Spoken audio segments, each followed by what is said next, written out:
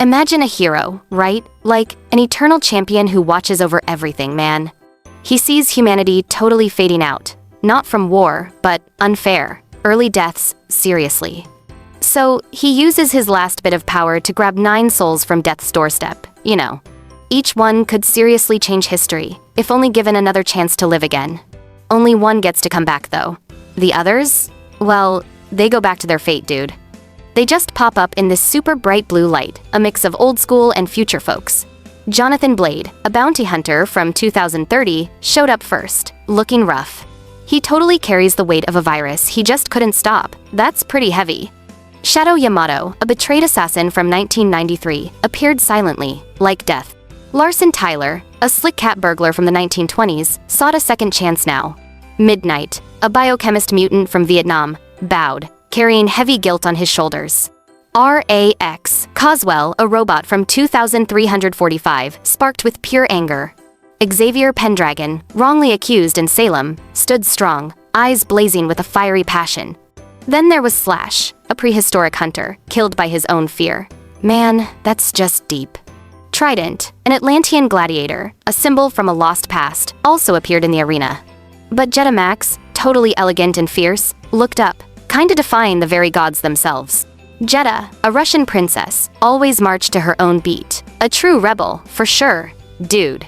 She ditched her royal name, choosing Jetta Maxx, sounding more like a performer, right now? Her passion drove her across the globe, mastering gymnastics and cool martial arts moves. She performed with a circus, but fame never filled her heart. She wanted global peace. In 1899, her circus hit China, torn by the Wild Boxer Rebellion conflict. Jetta, moved by all the suffering, joined the Yihai Kwan, hoping for their pacifism, you see. She saw Russia's conflict weakening her home, so she sought peace for both nations fast. But a saboteur, a real radical, cut her tightrope during a big show, a real sad moment. Before thousands of shocked eyes, Jetta fell, a martyr for peace, quickly forgotten forever. In that timeless arena, Jetta's strong idealism totally inspired a bunch of fellow souls. She clashed respectfully with Shadow, admiring the ninja's sharp precision. For sure, man. She became friends with Larson, his charm melting her aristocratic reserve a little bit. To Midnight, she gave empathy, saying, "Monsters are made," softening his crimson eyes then. Yet, she stood against Slash, whose primal view screamed, "Peace is a lie. The strong survive." The Eternal Champion finally showed up before Blade, Shadow, Slash, Xavier, and Jetta. Wow. He thundered, "Only one of you lives again to restore balance to this unjust world, kids."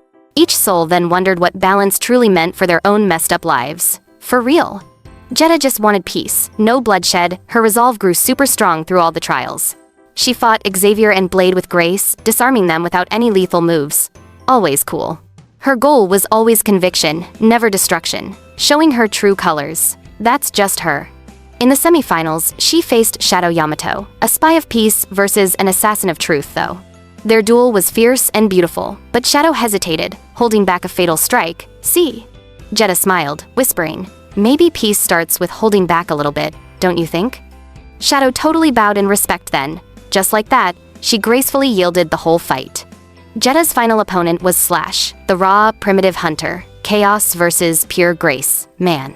Slash charged like a storm, throwing his spear, but Jetta leaped, twisting high in midair. She landed lightly, refusing to kill, saying, "I fight to end death, dude, not to cause it." He struck again, but Jetta's compassion disarmed him. In that moment, the Eternal Champion intervened. The champion then stepped in, saying, "One showed understanding. That's the real win, my friend." Light surrounded Jetta Maxx, then she woke up in 1899, above the big stage. Knowing her wire was cut, she flipped, landing safely before sabotage could get her. So close!